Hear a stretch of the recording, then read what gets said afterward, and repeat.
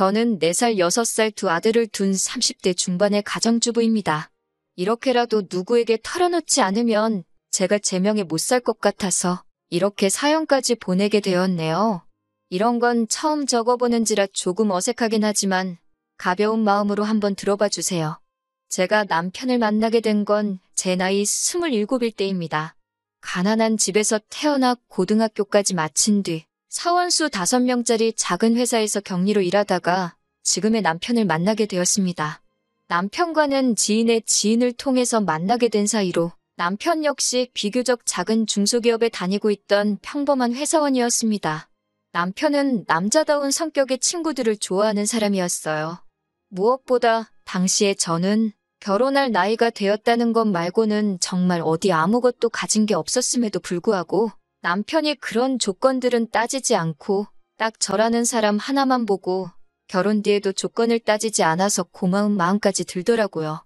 결혼 당시 시어머니는 이미 돌아가셨고 건강이 안 좋으신 시아버지와 이미 결혼한 남편보다 5살 많은 신우가 한 명 있었습니다. 남편은 저에게 결혼해도 시아버지는 신우가 모실 거니까 걱정할 필요 없다면서 그냥 맨몸으로 와도 된다며 결혼하자고 하더라고요.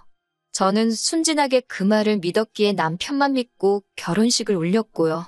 남편과 결혼을 하고 대충 반년 동안은 걱정거리 없이 행복하게 지냈습니다. 남편이 벌어다주는 월급으로 살림을 하는 게 이렇게 행복한 일인가 싶었어요. 하지만 얼마 뒤 남편은 돌연 이렇게 회사 생활만 해서는 부자가 될 수 없다며 자신만의 사업을 해야겠다고 하더라고요.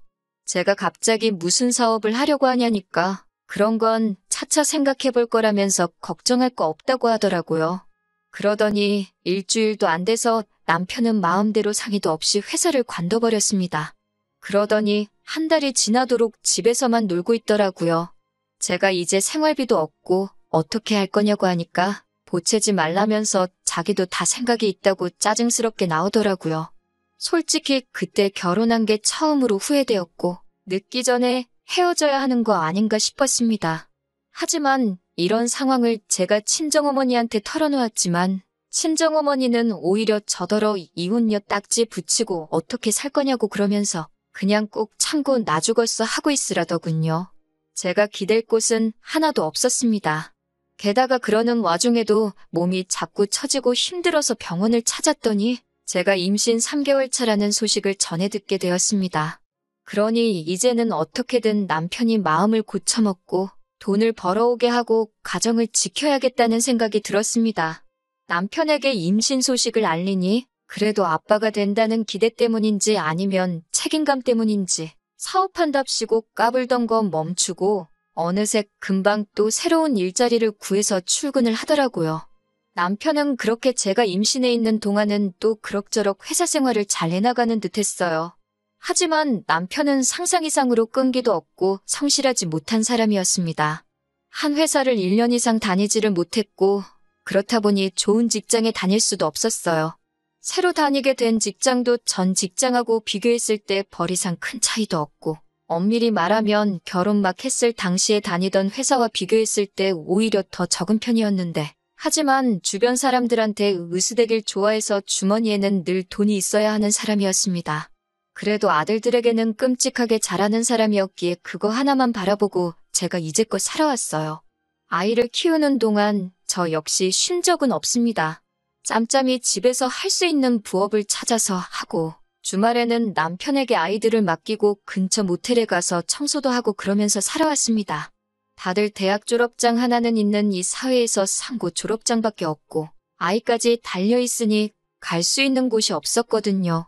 이렇게 힘든 세월을 견뎌오면서도 이혼은 하지 않았던 제가 남편과 이혼을 결심하게 된 건 얼마 전 돌아가신 시아버지 때문입니다. 결혼 당시 앞서 말씀드렸던 것처럼 시아버지는 원래 신우가 모시기로 되어 있었어요. 그런데 신우는 불현듯 아이들 조기 교육을 위해 호주로 떠나게 되었다면서 저희에게 시아버지를 모시라고 하더라고요. 한 달에 200 남짓하게 벌어오는 남편의 갓돌진한 아이까지 있는 저에게는 가혹한 현실이었습니다. 신우는 엄살 부리지 말라며 대신 아버님 소유의 아파트에 들어가서 살면 되지 않냐고 억지를 부리더라고요.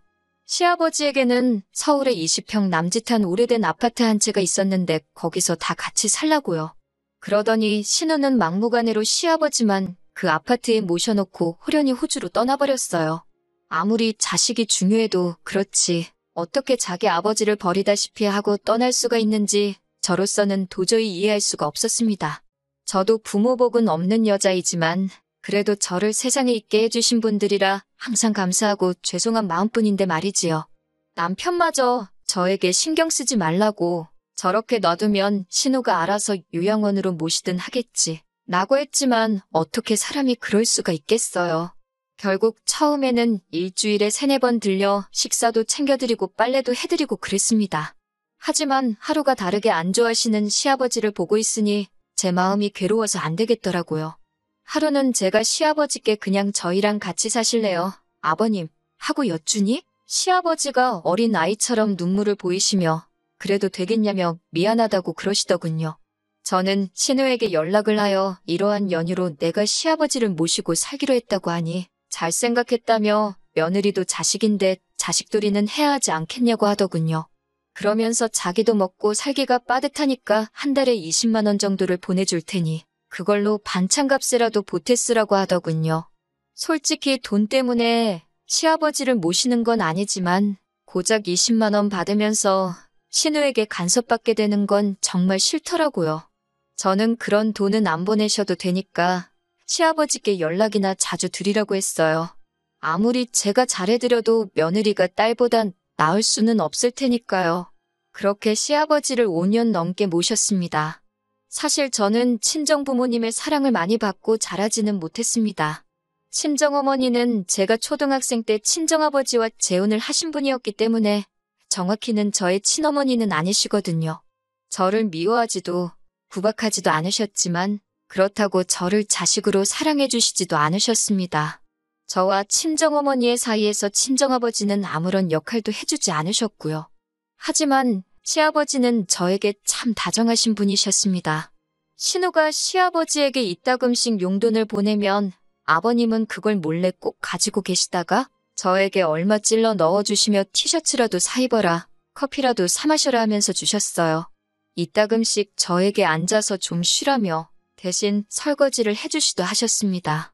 친구분들과 약주라도 하고 오시는 날이면 꼭 우리 며느리 먹으라며 간식거리를 사들고 오시는 분이셨어요. 그러는 동안 남편은 직장이 4번도 넘게 바뀌었고 적은 금액이었지만 사기를 당하기도 했습니다. 솔직히 아이와 시아버지만 아니었다면 당장이라도 이 집구석을 나가고 싶다 생각한 게 하루 이틀이 아니었네요. 그러다 작년에 저는 충격적인 사실을 알게 되었습니다. 남편이 사업을 한답시고 주변 사람들한테 저 몰래 돈을 빌리고 다녔더라고요. 그리고 그 돈은 이미 유흥비로 다 탕진해버린 상황이었습니다. 하지만 그게 전부였다면 그래도 전 참고 살았을지도 모릅니다. 최악의 남편일지라도 아이들에게서 아버지를 빼앗고 싶지는 않았으니깐요. 하지만 남편은 저 몰래 제가 아이들의 교육을 위해 모아둔 돈까지 이미 손을 댔더군요. 그 사실을 알게 된 순간 저는 더 이상 남편을 믿을 수도 의지할 수도 없었습니다. 아이들에게도 이런 아버지는 차라리 없는 게 나을지도 모른다는 생각이 들었고요. 하지만 헤어지면 애들은 어떻게 키우나 싶어서 이혼을 결심하기가 너무나 힘들었습니다. 그렇게 며칠의 시간이 흘렀을 무렵 시아버지가 저에게 하실 말씀이 있다고 하셨어요.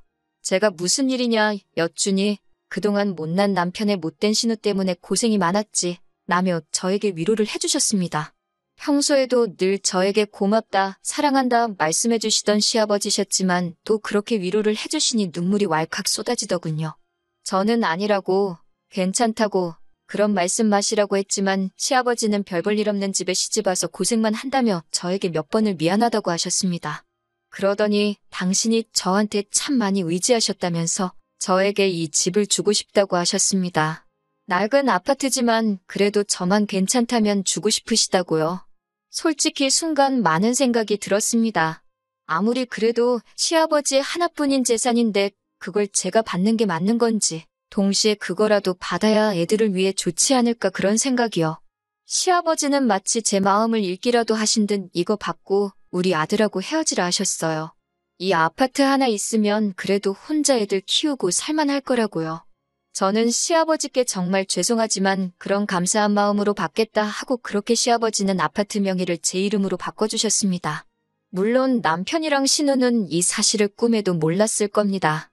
그리고 얼마 전 시아버지가 간암으로 돌아가셨습니다. 평소에도 지병이 있으심에도 불구하고 약주를 즐기셨거든요. 돌아가시기 며칠 전 병원에서 아무도 없을 때 시아버지가 저에게 말씀하시더군요. 당신이 간암인 걸 아셨을 때는 이미 손쓰기 어려운 상황이었고 저에게 꼭 뭐라도 해주고 싶으셨다고요. 그러면서 당신 돌아가실 때까지 며느리로 있어줘서 고맙다 하시며 이제 자유롭게 살라고 하셨습니다. 저는 시아버지 손을 잡고 정말 펑펑 울었습니다. 그게 시아버지와 마지막 추억이 될 줄은 정말 몰랐네요. 시아버지가 위독하시다고 몇 번의 연락을 해도 꼼짝도 안 하던 시아버지가 돌아가신 후에야 한국에 왔더군요. 호주에서 스시집을 하는 신우는 가게를 비울 수가 없었다며 시아버지도 다 이해하실 거라 했습니다. 그러면서 누가 묻지도 않았는데 자기는 딸로서 할 만큼 했다면서 이제 슬슬 재산 정리를 하자고 하더군요. 남편도 깔끔하게 아파트는 팔아서 누나랑 나랑 반반 갖자 하는데 두 남매의 대화를 듣고 있자니 정말 욕이 절로 나왔어요. 돌아가신 시아버지가 이런 이야기를 들으면 얼마나 슬프실까 싶었기에 저는 적당히들 좀 하라고 처음으로 크게 소리를 쳤습니다. 그러자 신우가 저더러 아니 돌아가신 건 우리 아버지인데 왜 남이 난리냐며 피 한 방울도 안 섞였으면서 오버 좀 하지 말라고 하더군요.